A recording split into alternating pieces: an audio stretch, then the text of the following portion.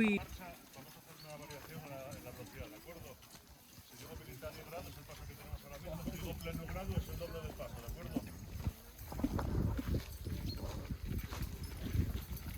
Ánimos atentos. Pleno grado. Se van acercando y vosotros ahora encima de ellos. Que no tengan ángulo, cuidado los morros.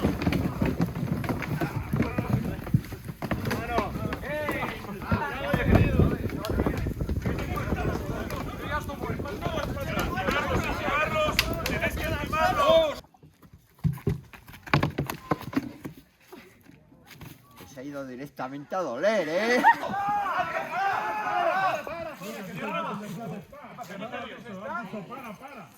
¡Está!